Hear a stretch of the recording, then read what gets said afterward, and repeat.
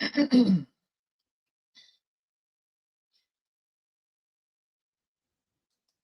hello, hello.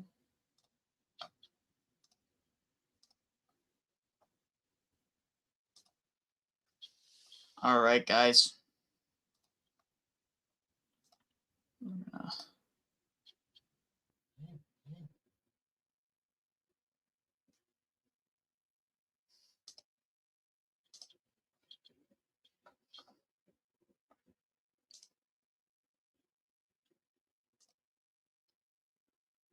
Hope everyone's doing well. 1 second while I get all of this. No, it's not made for yet. Just give me a second while I get this changed over.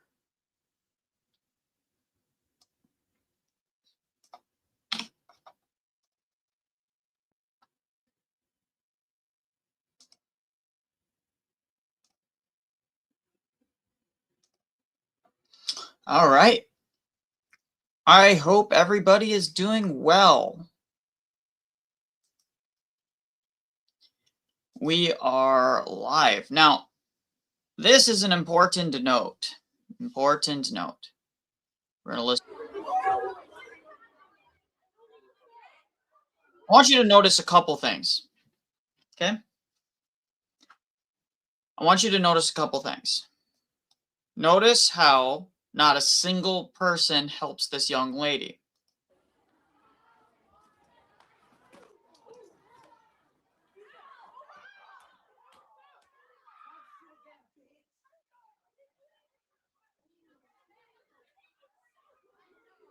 That doesn't enrage you.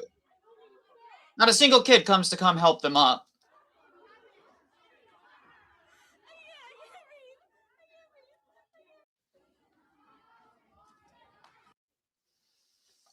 Notice camera, they had it pre-planned. Two of their friends. So these women, by the way, it's these young ladies are some of the biggest supporters and instigators of this evil. Okay. Now, orthodoxy in the online sphere is growing, and a lot of our parishes are growing. But it's time that these parishes, that these institutions, that we start actually waking up. We need, and I think it's vital that we do so, we need to start building homeschooling co-ops that can operate during the week outside of our parishes or inside of our parishes. And you can have a deacon, you can have a priest, doesn't really matter, but they can be the one that oversees and guides the schooling. And this does several things. One, it allows parents to have a place they can send their child without any sort of insanity going on, like this. It's a safe place, and you're building your community, and you're supporting your priest by extension. Your money's not going to these degenerate school systems. So we're gonna do a quick thing. Actually, you know what? Let me just pull up a calculator on Google. And we're gonna do the math here for you guys. Calculator. We're gonna do a quick. Let me stop sharing the screen. I'm gonna present, share. We'll do this window, I think.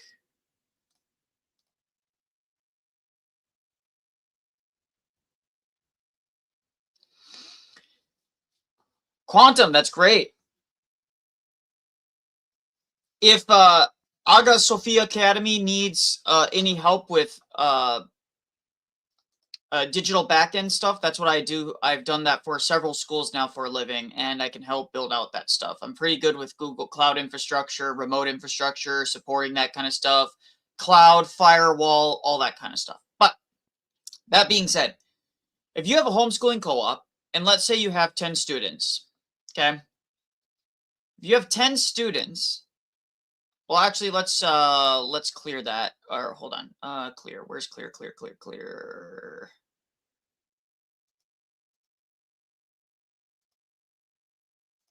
There we go. That must be clear. Okay. Let's say you have um, 10 students, and each student is going to cost 60 bucks a week to send them to a homeschooling co-op. 60 bucks a week. That is not that much money. That is half the cost of sending your kid to like taekwondo classes. People don't realize that. You send your kid to taekwondo 3 days a week, you're going to be spending at least 120 bucks on average. It's crazy. Swimming classes, violin classes, piano classes, you name the class, it's going to cost you an arm and a leg. That's how they make their livings. So $60 times 4 weeks in a month equals $240 per student. Okay? So how many students would we need realistically to support a priest? Let's say you have 12 children from the ages of kindergarten all the way up to senior, which is pretty extensive. 240 times 12 students is $2,880 a month times 12 months. 34,560. Now, is that a lot of money? Absolutely not. It's not. But that means the priest no longer has to be a part-time priest. They can be, them and their families can be sustained, or it can go directly to the parish. Either way, whatever works better for that individual parish. But you're funding a priest.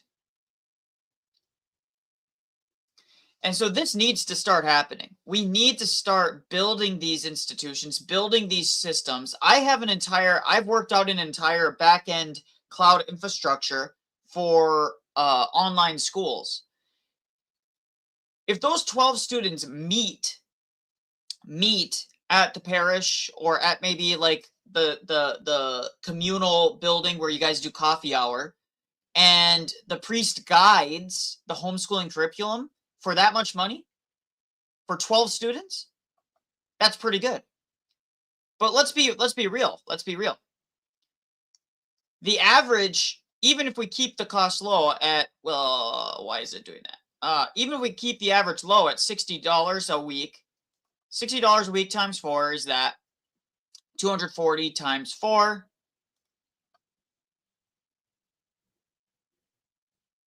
Oh, wait, I'm sorry. I did that wrong. Whoops. So 60 times 4 goes 240. And then you're going to have, most parishes will probably could get close to 15 times 15 students from ages kindergarten to senior, all doing homeschooling stuff. The priest is merely guiding them. Okay. And if the priest isn't an expert in math, doesn't need to be. You could just ask one of the local parents to be someone who guides the students when necessary. There's all sorts of things you can do. You could even in theory hire somebody to just do an online seminar once a week for the students.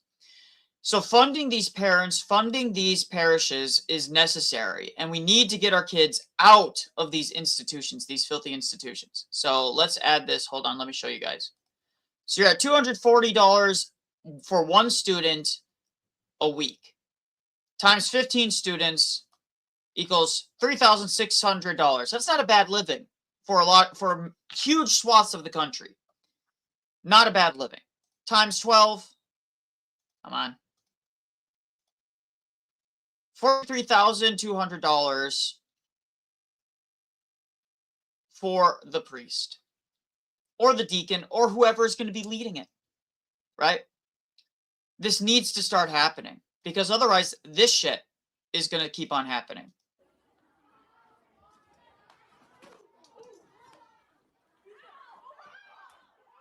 Transgender teen beats the crap out of your daughters. Pre-planned, And the reason you know it's pre-planned, that tranny's little friends decide to film immediately. See? They had one with a phone ready to do it the moment they were ready. They're ready from the very beginning. These people are mentally ill. You need to get your kids out of these institutions. Period.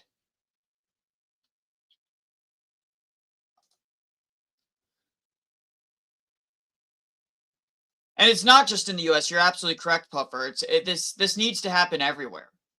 There's nothing stopping us from having online schooling co-ops, or I should say hybrid. So a lot of the material, a lot of the um, curriculum is online, but it's guided by a priest.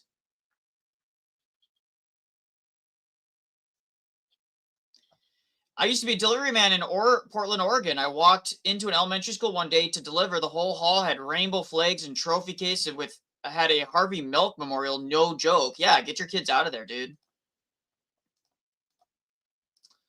It might have to have the same hours as normal school because of jobs are lined up for those time slots. But here's the thing. If you have a class of 15 students, as we demonstrated here, if you have a class of 15 or 12 students, very manageable for a priest and maybe an assistant. Very manageable. Very, very manageable. And most priests are married, so the matushka can, do a little bit of like daycaring on the side after the school hours. Older kids can obviously watch themselves at home. I mean, let's be real.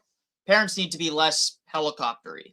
But the point is that this enables your community to actually be built. This enables your community to actually be built. This enables you to actually fund your parish priest. For some of the larger parishes, if your parish has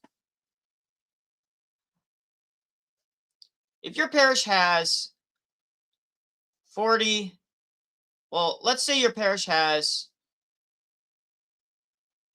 maybe 40 families, right? You have 40 families. And those families have, let's say your total parish in terms of children is between 10 and, well, I'm sure it's even more than that, but let's say it's between 10 and, well, let's just go actually with a minimum of 12, but let's say it's 20. So you have 20 kids times 60. That's $1,200 a week times 4, 4,800 a month times 12. You're giving a priest an income of that. They no longer have to work part-time. They can dedicate themselves almost completely to the parish and the parish community and fund their own activities. It's missionary focused. In theory, you can even open it up to non-Orthodox, which is a great evangelistic effort.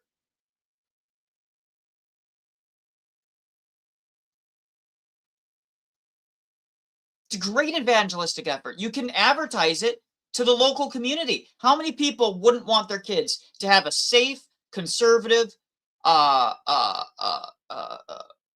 and relatively inexpensive education? For the average person to send your kid there, let's say you have 2 kids, though you could give discounts for, like, if you have multiple kids, you could give discounts to people, but let's just say you have 2 kids. That is $480 a month times 12. That's $5,760 a year to send your kid, 2 kids, to a homeschooling co-op. You can't tell me most people can't afford that. And you could give discounts for multiple kids. So you could even say first kid is 60, second kid is 40, third kid is 20, right? So that's going to be a total of 120 still. So 3 kids then is still the same amount. But otherwise, this is going to keep on happening, guys. This shit right here is going to keep on happening. Your daughters are going to get abused by a transgender freak of nature. No one's going to help them. Look at, no one helps. No one helps her get up. No one does anything.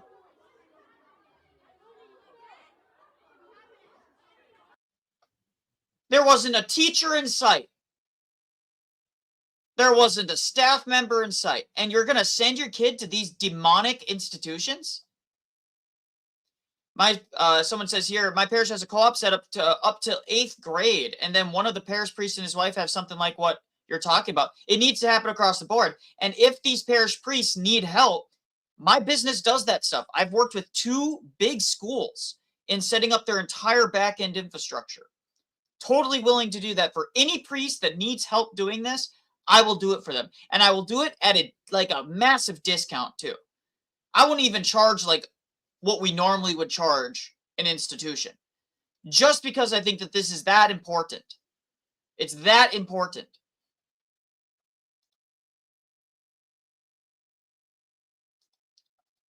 Pufferfish. So Pufferfish says, what can I do to do concretely for this effort? The best thing you can do is tell your priest that this is something that we need to pursue as a community. Show them videos like this. Show them videos like this and say, this needs to happen. Show them the video of Father Josiah Trenham saying, you need to get your kids out of these demonic institutions. We need to remove our kids from these institutions.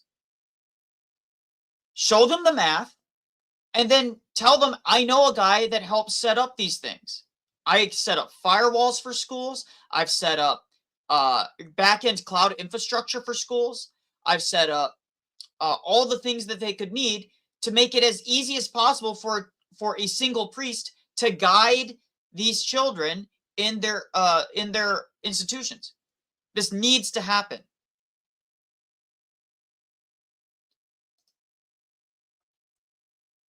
There's only, yeah, but your community might not have it. It's about other communities.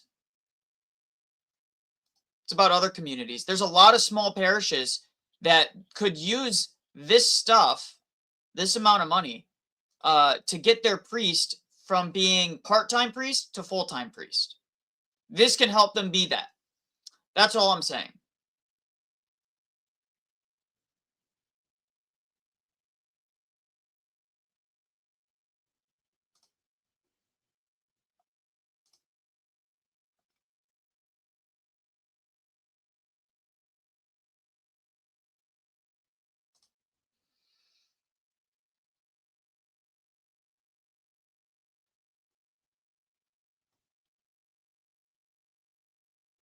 I don't even think it can be 5 days a week. Why not? It could be 5 days a week. Why not? The priest, listen, I know the priests all have things that go on in their own lives, but so does everybody else. So at the end of the day, does the priest want to work a job where he's not going to be on the parish grounds and he's going to have separate obligations?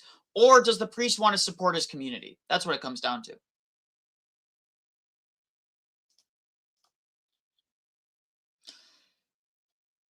Homeschool your kids, and co-ops are the only real solution. They are. And until that, and by the way, this is a good way to plant seeds for more Orthodox institutions and schools to be developed.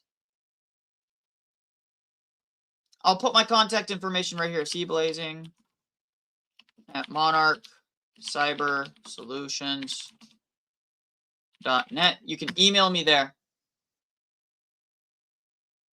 There you go. You can email me there. Let me pin that.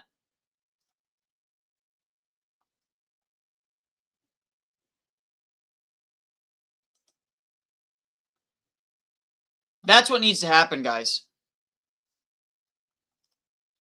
So is it like online courses you help with? I was the one who replied about my parish having a co-op already. We already have a big parish though, like 300 declining fast. That's great. No, what we do, I can help with online courses. So I've taught like tech courses, like AI tech courses and like technology IT generally. But what I actually offer is building out their cloud backend. So like their Google infrastructure, their online assignments infrastructure, the ability to track assignments, um, also security things. So like making sure they're secure so that kids don't actually accidentally stumble into things they shouldn't be watching, things like that. We do all that stuff for schools. And I've done in-person consultations for schools as well. My partners have also done that. So started homeschooling this year. My son's school time was cut in half, and he's already learning more than he did in public school. Yep. And home is and the thing is what homeschooling co-ops can do for parishes is one, build community, but two, it helps the priest, and three, um, it helps your children build relationships that are healthy. Because the kids that are going to be going to that place are going to be kids that are being raised in an Orthodox fashion.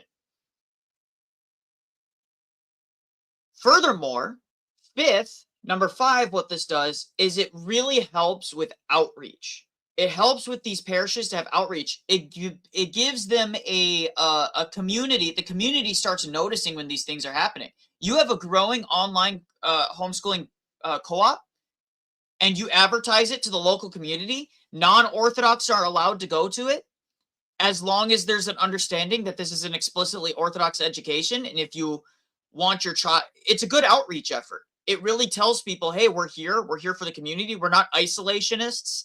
We're not like saying that you have to be Orthodox to at least make sure your child has a proper education and a safe place to learn.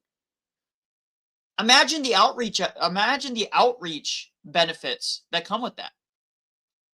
Well, also, by the way, to add to what I said here, we also build websites for people so that they can actually have a website for their homeschooling co-op. They can upload assignments, they can put up calendars, they can do all of that stuff, right? We do that as well. So it's not just about, it's like a holistic approach to what they need for parents, for people to get in contact with them, to kind of segregate their parish life from the homeschooling co-op life. So we've done things like that for people.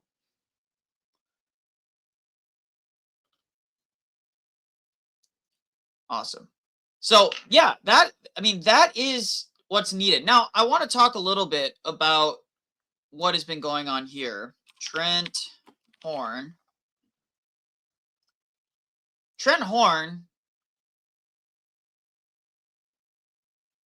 by the way, why I basically quit social media, he hasn't.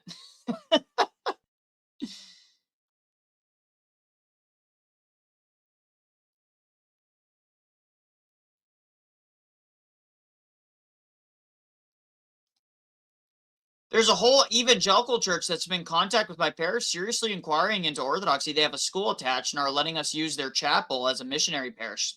Glory to God. And that's necessary. Again, building these institutions are so needed. So needed.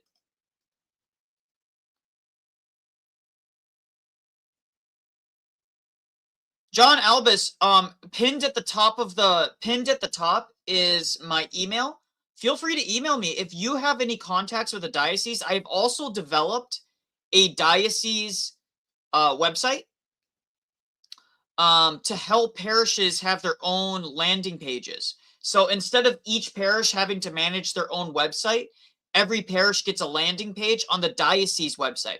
And as a software engineer, you would know this. It would benefit them in that every parish would benefit from the SEO of the diocese. The diocese SEO would increase because traffic increases to the diocese. There's more oversight as to what's being posted on the parish as well. So dioceses now have better oversight, better coordination, better communication with their priests, the whole works. And I had an entire system built out, but I haven't been able to get a hold of any bishops to actually pitch this to them and say, listen, this could be really useful for you guys. Haven't been able to get that. Jade just decimated Trent on his stream a few minutes ago. Well, Trent is in. Well, he's blocked me. It looks like.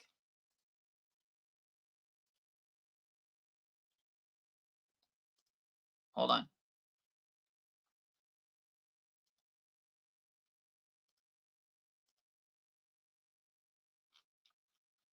What the heck? Did he block me?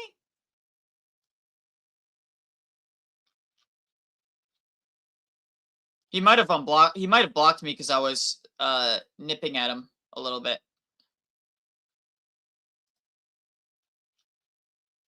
Coward!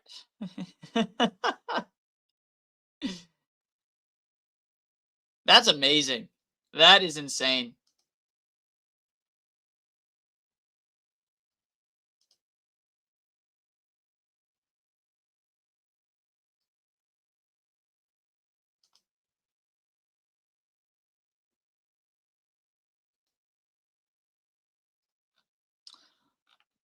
Wow, can you believe that, guys? Great job, Trent. Great job.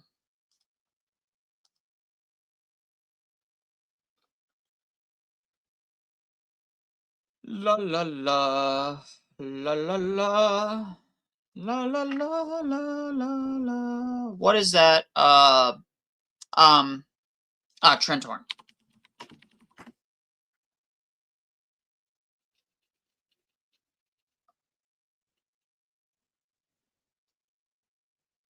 So this was communities.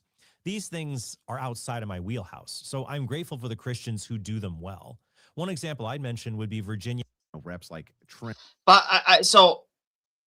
I want to point out something about his criticism of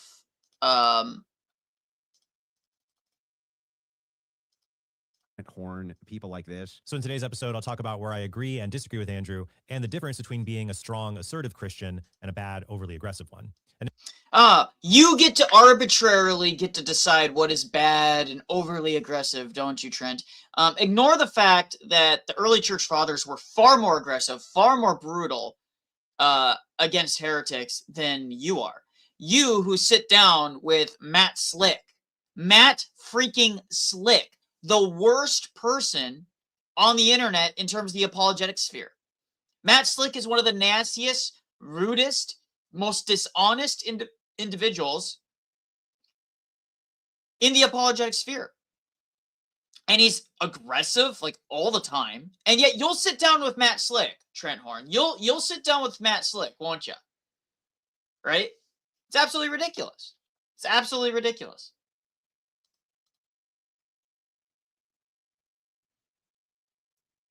Sorry guys, my Streamlabs is not updating again. For some reason it goes through like 10-minute periods of time where it just doesn't update at all. So let me read what you guys were saying here.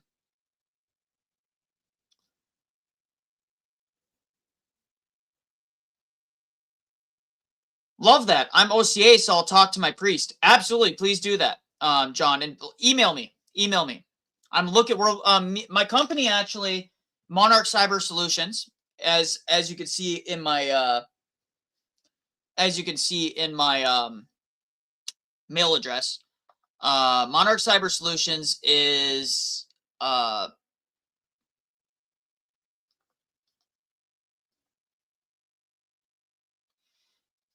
it's how do you say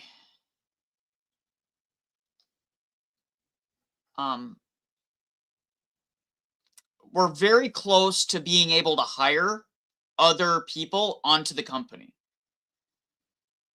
We need probably 2 or 3 more clients, monthly clients, to be fair, monthly clients, but we need about 2 or 3 more clients so we can start bringing people on part-time. And by part-time, meaning you're probably going to be earning anywhere between $500 to $750 a month per client, though we undercut heavily our competition. And the reason we undercut our competition is because we're competing against freaking low-wage Indians, right? And realistically, to hire somebody to hire what we do, it normally costs double or enough triple what we normally charge clients. But we're very fair, in my opinion.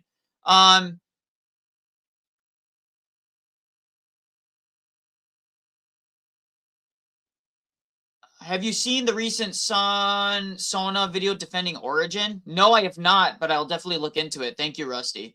Do you know any good web hosting on the cheap? Right now, I'm just using Infinity Free.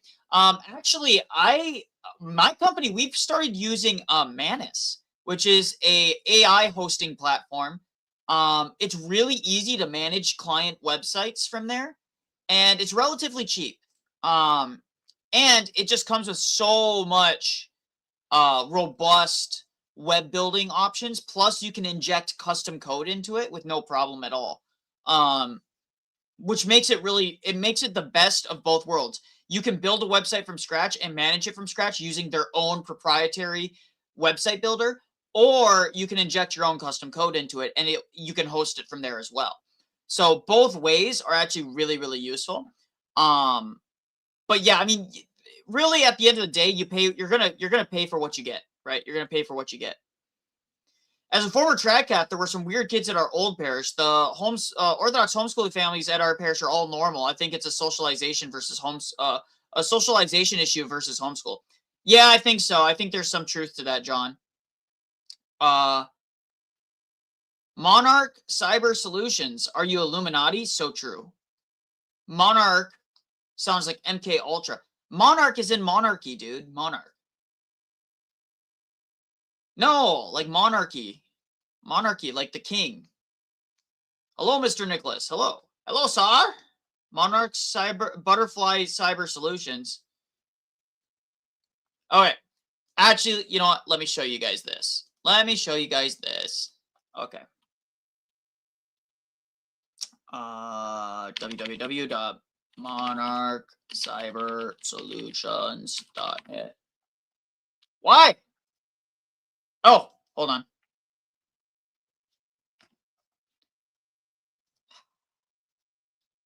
Of course, the one time.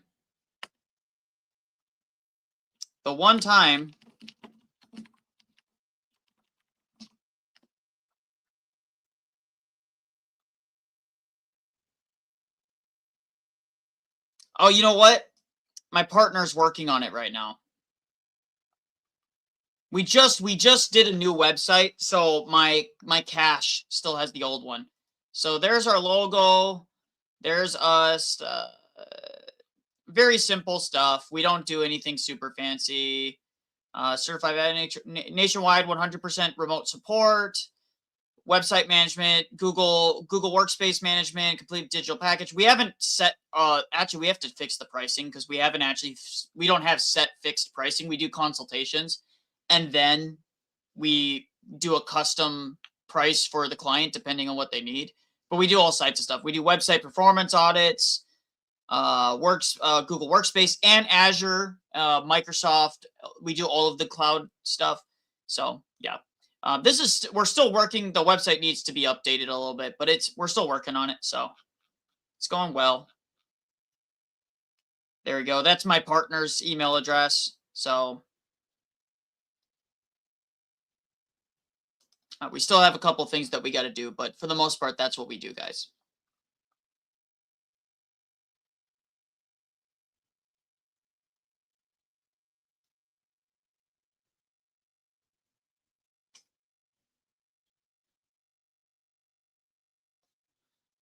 No, I just had it cached wrong. That was my bad.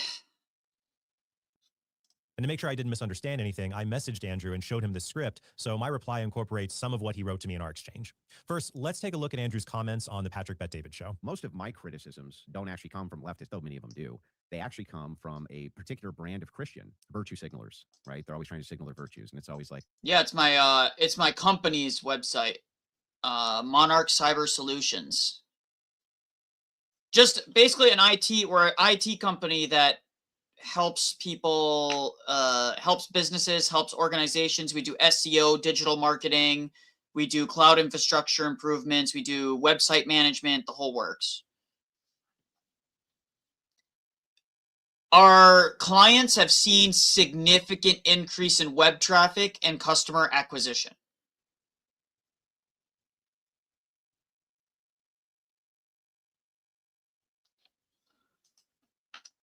Rusty asks, let me pull this up actually.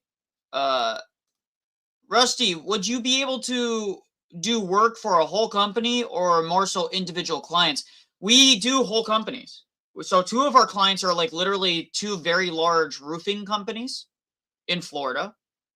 And I don't say the names because unless I get approval from the client, I'm not going to advertise that we work with them just because I'm a controversial figure. Yeah. Are you just a 2-man shop? No, we're a 3-man shop technically, but we do have 2 other people that we're as soon as we get 2 or 3 more clients, we have 2 more people that are going to start working for us part-time. And then if we get 5 more clients, we're going to hire at least 1 more full-time person. We also have a really large client that we potentially will be getting here in the future. And by very large, I mean a massive client, and we might be able to hire upwards to a team of like 10 people. So keep that in mind. The more clients we get, guys, the more people we can hire, and we can save American IT jobs instead of outsourcing it to India.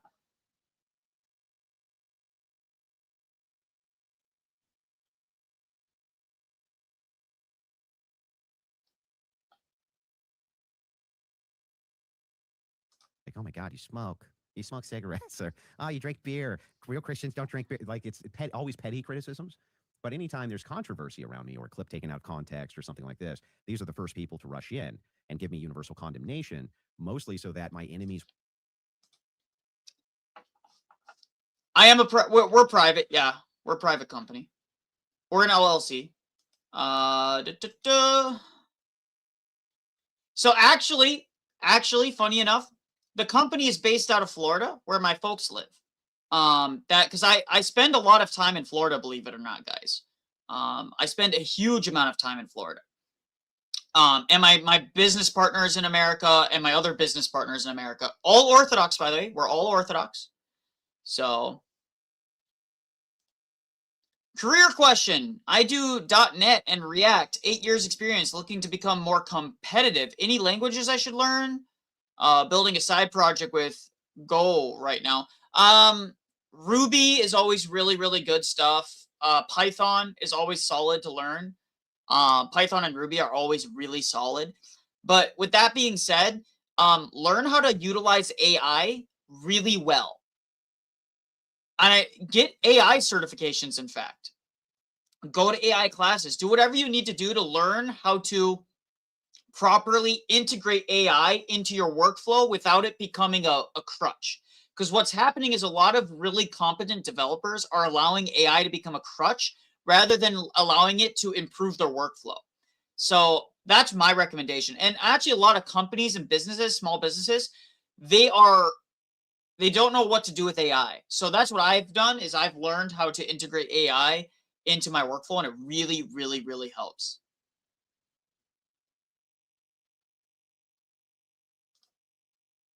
I would love to move back to my home state of Minnesota, but that's not possible. If I had to move back, it'd probably be back where my parents live, which is Florida. My parents live in Florida. I spend most of my time in Florida, and I don't even like Florida weather. I hate hot weather. Hate it. But Florida is just too much. It's too well run of a state. And it's too red for me to say no, right? It wouldn't be Texas. Hell no. So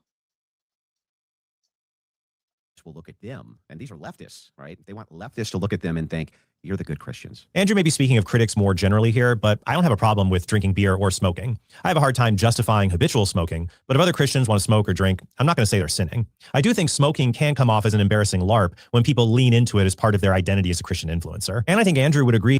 So Trent, it has this huge, huge problem. He goes around and says people are mean on the internet. People are like, oh, they're so ungracious and ungrateful, and oh, they're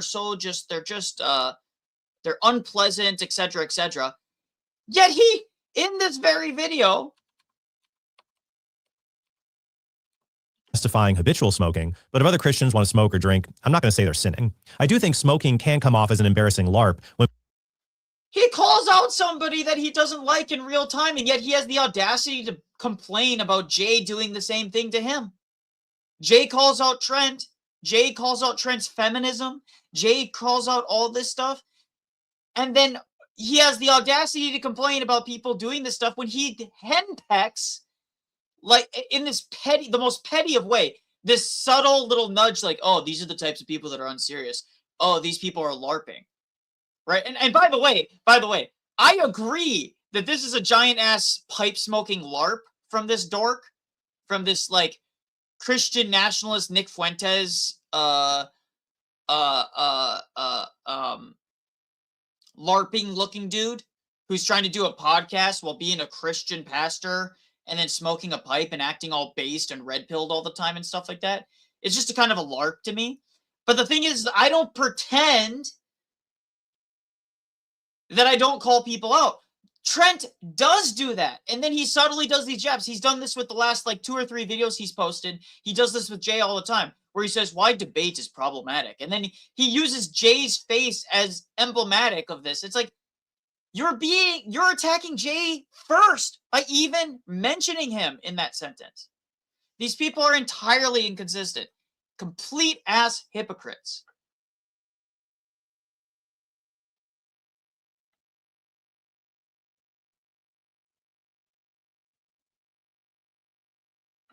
It's not a LARP. He doesn't have a bow tie yet. It's sad most Orthodox Christians agreed with Trent than Andrew. It's crazy.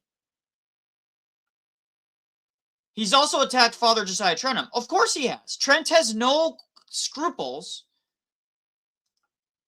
Trent has no scruples attacking Orthodox. None.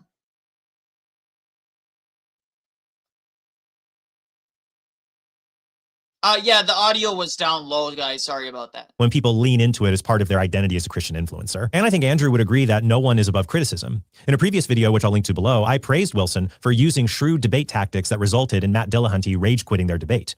In that debate, Andrew playfully kept calm and got No, the only reason you did that, though, is because 1, Dillahunty has been rude to you in the past, and 2, you don't like atheists. But you have no problem, Trent, being rude to people that you find your theological opponents. What he's trying to do here is disarm Andrew's critique. He's trying to say, but Andrew, I was nice to you in the past.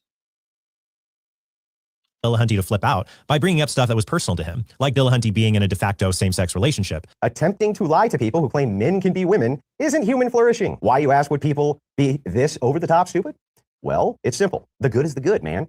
We have to do what's good for human society and human flourishing. And if you don't call these deranged lunatics something they obviously aren't, they might self-terminate. So in order to avoid that, we need to make everybody on planet Earth lie to them. This guy's not serious and I'm leaving. James, if you want a refund, you Well, let me know. good day, sir. And so Andrew won the exchange. But on the Whatever podcast recently, Andrew was generally seen as losing this part of an exchange with a feminist who used the same tactic against him. She calmly brought up a legal fact about Andrew's wife, and then Andrew aggressively responded to her. Your wife has 3 baby daddies and has been married twice before. And you, under your religion. you lick. What is that? You're a fucking dumb. Don't talk about my wife, you stupid. Shut your mouth. Shut your stupid mouth. Your wife with the 3 baby What did daddies. I just say? Wife with the 3 Sorry, baby dog. I'm daddies. sorry.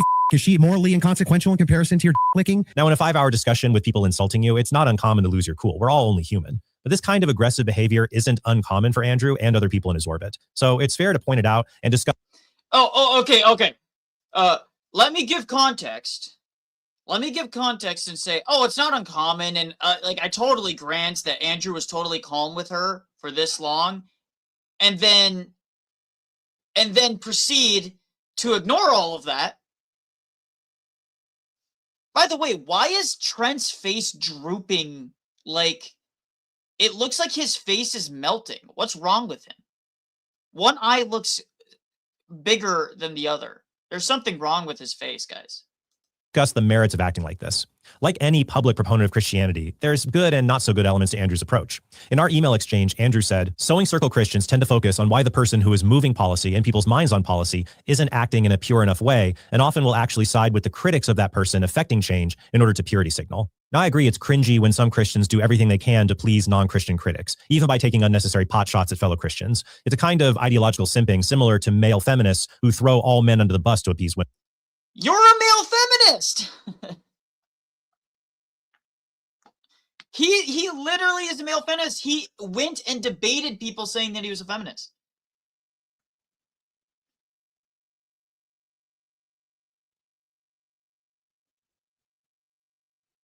Could be stressed from his wife's cancer, but like, no, I'm sorry. This doesn't excuse this petty jabbing that he's been doing for the last year and a half.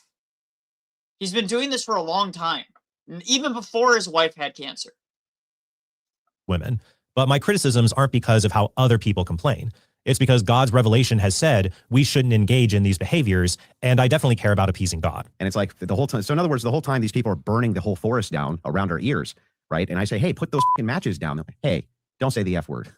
I'm like, well, wait, we got a bigger problem here. We got a bigger problem here. Nope, you said the F word. Yeah, that's no good. I agree with Andrew that being overly puritanical about language, i.e. what I'd call true tone policing, is lame. I covered this in my episode on Christian swearing, where I said profanity in itself isn't wrong, and it could be justified in some cases. I use the example of Stephen Colbert engaging Philip Zimbardo, who said that God was wrong and the devil was right. When Colbert gave him the correct theology on the matter, Zimbardo said, "You learned well in Sunday school," to which Colbert epically replied, "I teach Sunday school, mother effer." But that's different than just dropping an F-bomb to insult somebody, like Andrew does in this clip. I will never be able to convince you of my worldview. Charlie, I just think, honestly, you're too stupid to understand them. St. Paul repeatedly says that overseers in the Oh no! Oh no! Oh no! Guess what?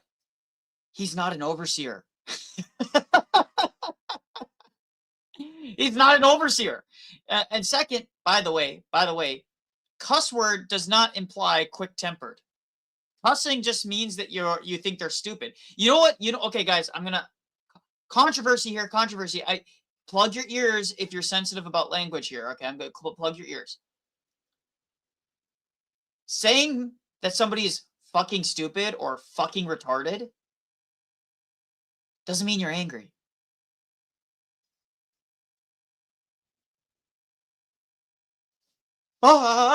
He said a cuss word.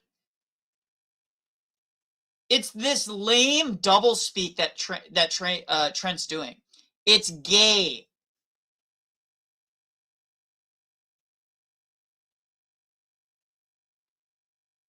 It's retarded. It's stupid. Shocking, I know, right, guys?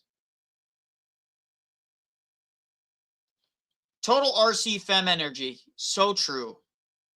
in the church must be gentle and not quarrelsome or violent, and that all Christians must put away anger, wrath, malice, slander, and foul talk from their mouth. Jesus. Okay, St. John Chrysostom said some of the most colorful language that you can say about a person. Right? Christ called people brood of vipers. That was considered a heavy insult back in the day. Now, that doesn't mean that that just gives you a blanket charge to be as crass as humanly possible. Of course not. But it's this piety signaling. It is this, oh yeah, there's exceptions, but I get to be the arbitrary determiner of when it's too far and when it's not too far. That isn't your role, Trent, and you don't even believe that it's your role. He has turned into the apologetics tone policer of the internet. Jesus said in Matthew 5:22, whoever insults his brother shall be liable to the council, and whoever says, you fool, shall be liable to the hell of fire. And 2 Timothy chapter 2 says, the Lord's servant must not be quarrelsome, but kindly to everyone, an apt teacher, forbearing, correcting his opponents with gentleness. Now, if I were to just tell people all of this without citing scripture, they'd probably say I was effeminately tone policing them. So I appreciate when Nick Fuentes admits he thinks this way about the Bible itself. Rob Chuck sent $20. Those nerds and simps seem to forget biblical masculinity involves Samson killing 100 people, David killing a giant, and Jesus winning evil. Yeah, they forgot that they worked out. In the Bible, they did deadlifts and they ate raw eggs and they beat people up. Biblical masculinity is based. Let's just be honest. Biblical masculinity, like the Bible tells men to be feminine. Like, let's just be honest. Let's just be honest. Typical bro sent $20. No, it doesn't. Okay, this is what happens when you make your leader, by the way, Groypers, please listen. This is what happens when you make your leader of your movement a biblically illiterate retard, whose entire persona is about rage baiting and giving just like quirky commentary on current events.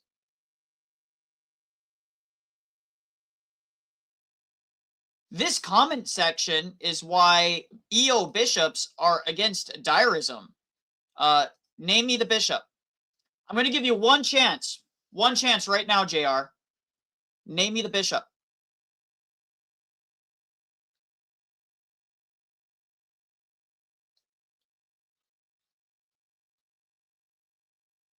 Oh, did he get blocked?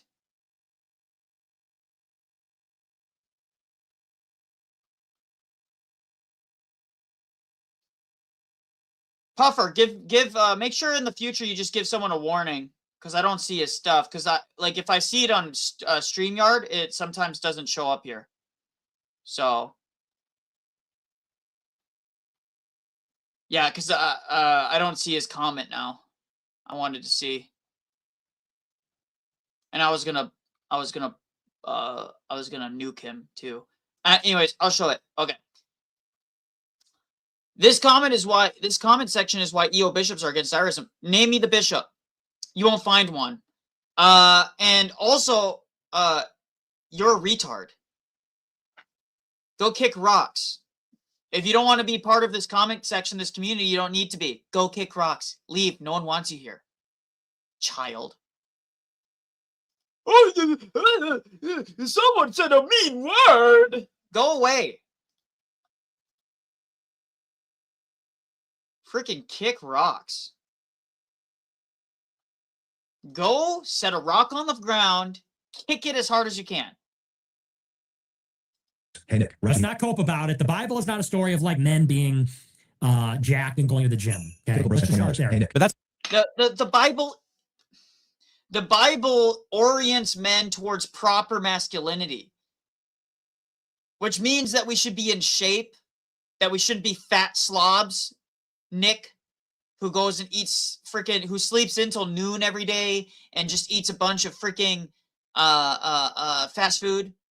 Go kick rocks, Nick Fuentes. Seriously, hate those types of people. Just absolutely despise them. That's only true if you think masculinity is raw power that doesn't give an F about anything, instead of seeing true masculinity as controlled strength that submits to God and patiently endures hardship. In 1 Corinthians 16:13, Paul even says to be strong. So I actually kind of agree with Trent on this point, so we're just going to skip past this. I just think Nick isn't a good scholar on the Bible, and no one should listen to him when it comes to scripture ever.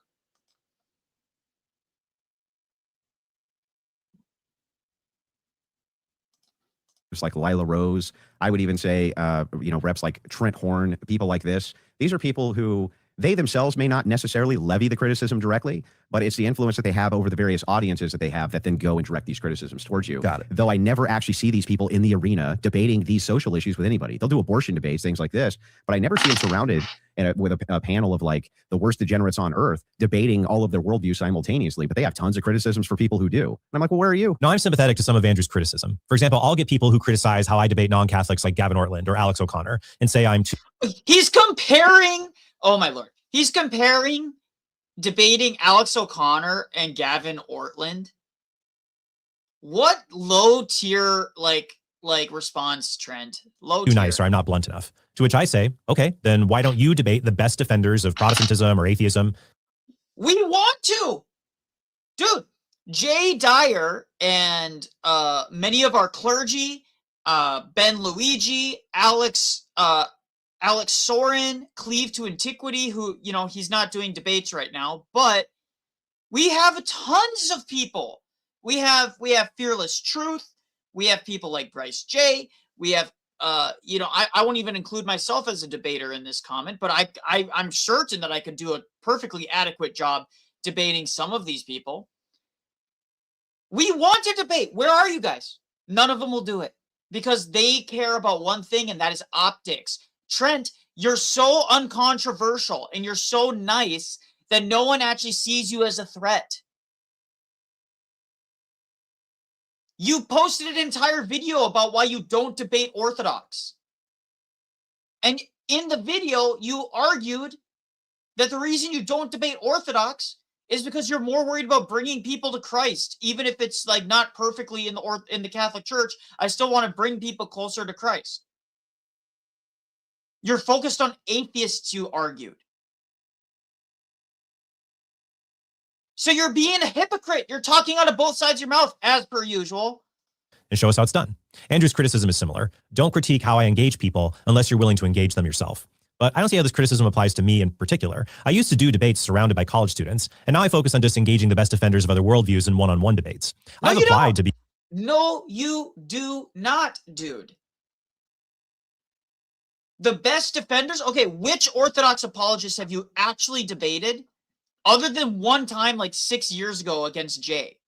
And ever since then, you've seethed. You've seethed about it. You absolutely have seethed about it. Such dishonesty. Beyond Jubilee, and I'm open to being on panels with hostile opponents, but I don't want to engage in a fruitless shouting match. I'm also not sure if I want to do something like a whatever podcast discussion, because one of its main effects is just giving free publicity to OnlyFans pornographers. Though those people already get free publicity, dude. It's the internet. And you want to know what it has done? It has made certain Christian influencers massively popular. And it's taken the mask off of how dumb these OF people are and how bad it is for society. A lot of people have been woken up by those things. They've realized how degenerate it is. Now, I'm not a big fan of whatever. It's not my cup of tea. It's a dating podcast, and Andrew just likes to kick skulls in a bit on that. But yeah, this is just really lame. Oh, it can be a good place to evangelize these people. But even in environments like the Whatever Podcast or Jubilee, there are political Christians like Charlie Kirk or Michael Knowles who have done well without resorting to the more aggressive tactics that Andrew Wilson uses. And where are you, by the way, when anybody... But Andrew isn't critiquing Michael Knowles. Andrew isn't critiquing Charlie Kirk. He's critiquing you, Trent, and the feminism and the people that bitch about. By the way, Lila Rose and all those people, they bitch about Andrew going on to the Whatever Podcast. They also bitch about those other guys going on the Whatever Podcast. Anybody wants to debate you on why it is that you're so inactive when it comes to the culture war and social issues, right? They turn all that stuff down. They refuse to argue with the red pillars. They refuse to argue with any of these people. They literally just refuse to engage. Tons of criticisms, absolute refusal to engage. When it comes to culture war issues, I'm not sure what Andrew means. I did a discussion with Alex of Playing with Fire on premarital sex, which was fruitful, and I debated Pearl on men and marriage, which felt like banging my head against a wall. How do you think a man should approach the subject of headship in their marriage? What does that mean? I think it's more that women should be obedient to their husbands in all things. Do you agree with Trent, though, so long as it's rational? I see a lot of women weaponize that, but yeah. Just as husbands should correct their wives if they have a really bad idea that could hurt the marriage, wives have that same role because husbands sometimes get pretty bad ideas that can be hard. No, but you're wrong, Trent. You did poorly in that marriage. You did poorly. And by the way, he did poorly, and Pearl is a horrible debater. She's horrible.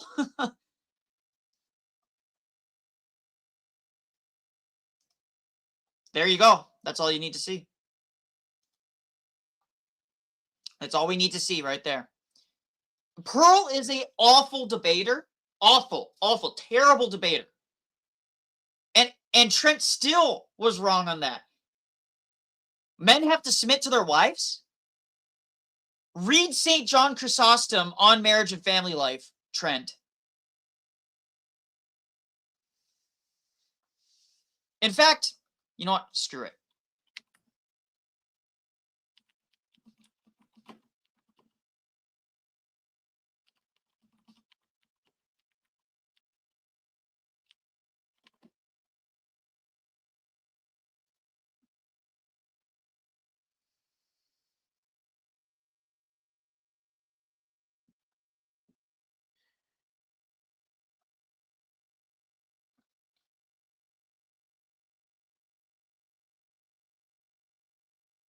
Wives being subject of yourselves, and why so? Because there are harmony, the children will be well brought up, and the domestics in good order. And just as when generals are of an army are set peace with one another, all things induce subordination, whereas on the other hand, at variance, everything is turned upside down.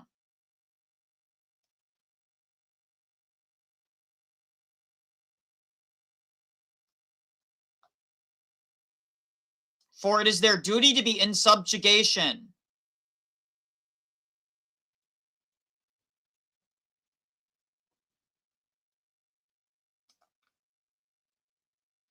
Now, does this mean that you just get to abuse your authority? No, St. John Chrysostom goes into detail in this as well. So I don't want people taking away the wrong impression of what I'm trying to say here. I'm just trying to point out that there isn't mutual submission is not a thing, Trent. Mutual submission is not a thing.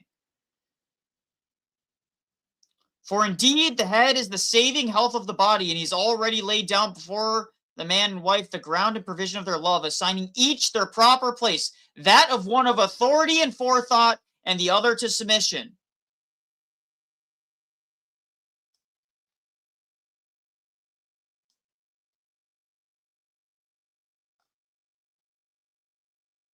Read this entire homily, guys. If you want to read his book on marriage and family life, and if you take it to heart, your marriage will be great. Your marriage will do a lot better. If both you and your wife read it together, it'll be fantastic. And he goes into detail about what the husband has to do too, by the way. It's not just about just what the wife has to do. I'm just highlighting this part.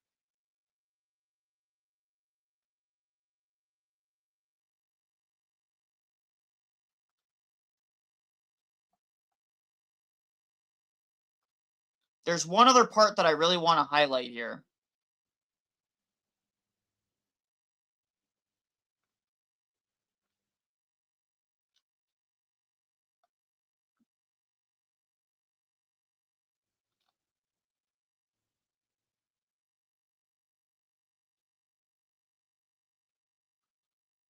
Let's hold on. He goes into marriage.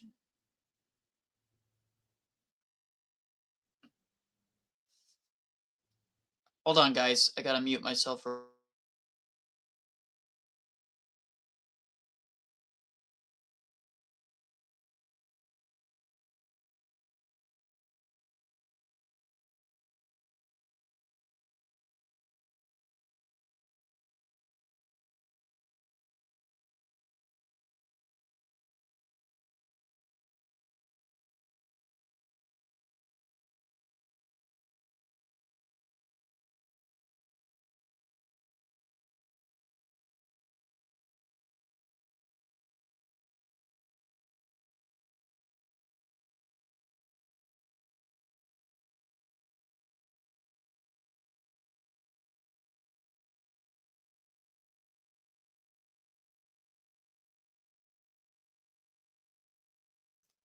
All right, guys. Sorry about that.